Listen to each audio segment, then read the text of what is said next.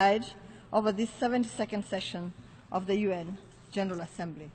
I also congratulate His Excellency Mr. Antonio Guterres on his maiden participation in the UN General Assembly as Secretary General. I'm encouraged, Mr. Secretary General, by your commitment to empower the world's women and girls because, as you said, parity at the United Nations will improve performance at the United Nations. You can count on Kenya's support on this commitment.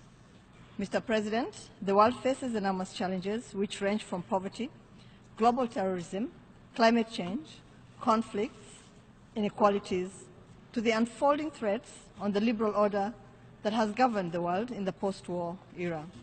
At stake in all these challenges is the well-being of the people, the vast majority of whom are suffering the brunt of these challenges and whose livelihoods are becoming increasingly uncertain.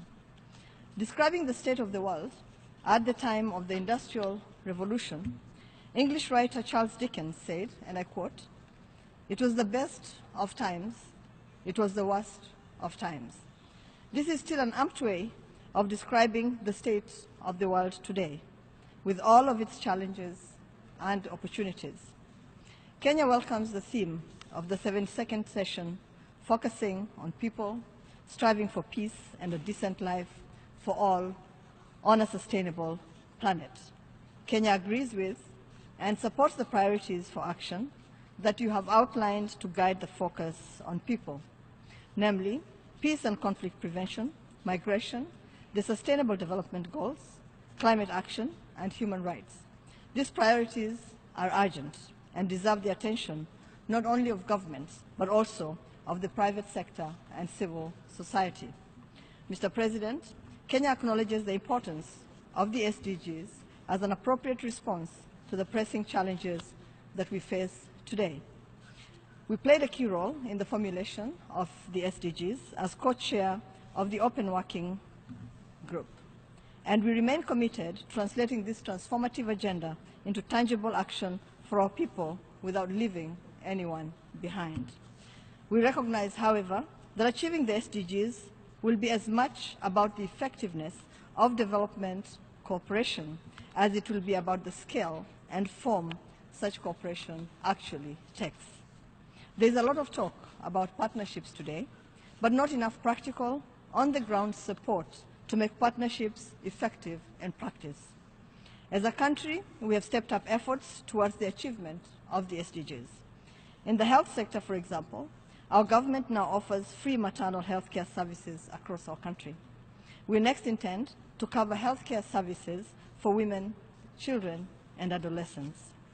Confirming this commitment 2 years ago, President Uhuru Kenyatta said, and I quote, "I pledge to take the needed sustainable actions to end all preventable deaths of women, children, and adolescents within a generation and ensure their well-being.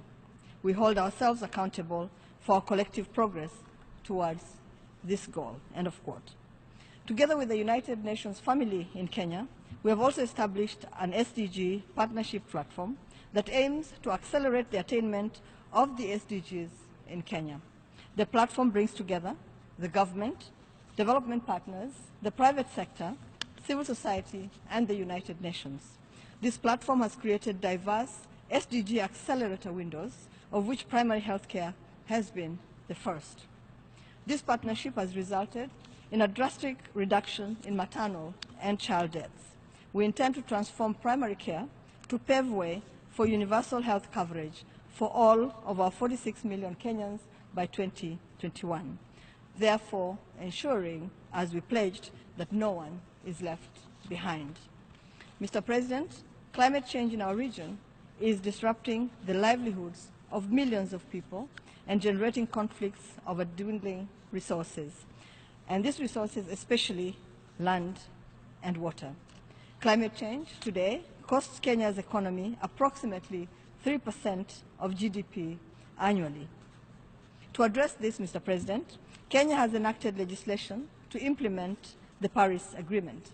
We have committed to 30% reduction of greenhouse gas emissions by 2030 relative to business as usual scenario. and subject to necessary funding, technology transfer, and capacity building as agreed to in Paris. The capacity of our planet to sustain life is under threat, and the need to address climate change is not a choice, it's an imperative, an urgent imperative.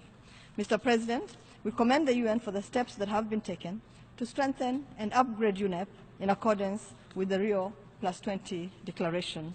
We welcome the move to universal membership and the efforts to enhance the financing and ability of UNEP to fulfill its unique coordination mandate within the UN system.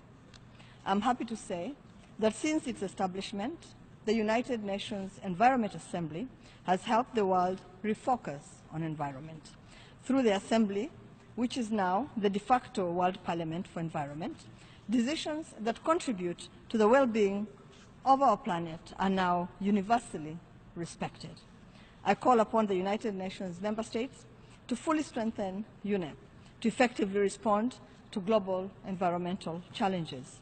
In this regard, Kenya insists on the implementation of the decision by heads of state, now enshrined in the Rio Declaration, to consolidate headquarters functions of UNEP in Nairobi at its headquarters in Kenya. This matter is of grave concern and continues not to receive the attention that it deserves. The importance of having UNEP in Kenya, in the Global South, cannot be overemphasized. Mr. President, Kenya welcomes the creation of the United Nations Office of Counterterrorism and looks forward to robust and productive engagement with it. We expect the office to support all other UN bodies to develop initiatives that are responsive to member states' efforts. Our priorities are targeted counter-engagement in radicalization clusters, disengagement of defectors, strengthening intelligence and law enforcement,